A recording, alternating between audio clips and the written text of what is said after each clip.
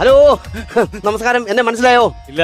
ഞാൻ ഈ നെഹ്റു ഏർപ്പാടാക്കിയ പഞ്ചവത്സര പദ്ധതി. അതല്ല, ഈ ഒരുപാട് പെണ്ണുങ്ങളൊക്കെ ഉള്ള അതപ്പോ ലേഡീസ് ഹോസ്റ്റൽ. അതെ, ഒരുപാട് കല്യാണം നടത്തുന്ന കല്യാണ മണ്ഡപം. 40 വയസ്സായിട്ടും കല്യാണം കഴിക്കാത്ത കുട്ടിയകിൽ. ഇത് മനുഷ്യനെ അങ്ങ് മെനക്കെടുത്തുവാണല്ലോ. എന്തുവാ ഇത് മനുഷ്യനെ അങ്ങ് മെനക്കെടുത്തുവാണല്ലോ. എലീന പഠിക്കൽ.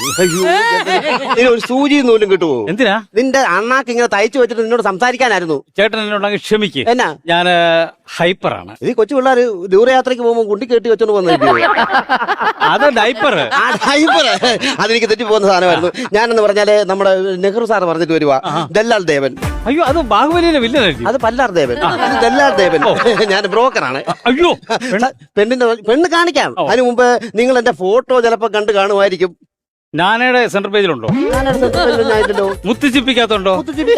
അപ്പൊ പിന്നെ ഞാൻ കാണാൻ വഴിയില്ല. അല്ല, അങ്ങനെ കാണാതിരിക്കാൻ വഴിയില്ല. കാരണം എന്താ, ഞാൻ നെഹ്റു ചേട്ടൻ നിങ്ങളുടെ വാട്സപ്പിലോട്ട് എന്റെ ഫോട്ടോ അയച്ചു തന്നിട്ടുണ്ടെന്നാ പറഞ്ഞത്. കണ്ടതാ? ആക്കണ്ടെന്നു. ഞാൻ ആക്കിയിട്ടില്ലല്ലോ. കണ്ടതാന്ന് ഞാൻ കണ്ടതാന്നാ പറഞ്ഞത്. അപ്പൊ നമുക്ക് കാര്യങ്ങളിലേക്കൊക്കെ പോവാം. പിന്നെ വേറൊരു കാര്യമുണ്ട്, ഞാൻ ഈ ബ്രോക്കർ ആണെങ്കിലും പക്കാ പ്രൊഫഷണൽ ആളാണ്. ഈ വൃത്തി മെനയില്ലാത്ത കാര്യങ്ങളൊന്നും എനിക്ക് ഇഷ്ടമല്ല കാര്യമല്ല. എന്നിട്ടാണ് ഈ മോന്തം വെച്ചോണ്ട് വന്നത്. ഈ മോന്തക്കെന്താ കുഴപ്പം? ഇതെന്തുവാ ഇത്? ഇതെന്റെ താടി. താടിയാന്നോ? ഞാൻ വിചാരിച്ചു ഏതോ ഹോട്ടലിൽ നിന്ന് അരിപ്പൊട്ട് കഴിച്ചിട്ട് കഴുകാതെ ഇറങ്ങി ഓടിയതായിരിക്കും. എല്ലാരും ഇങ്ങനെ പറയുന്നുണ്ട്.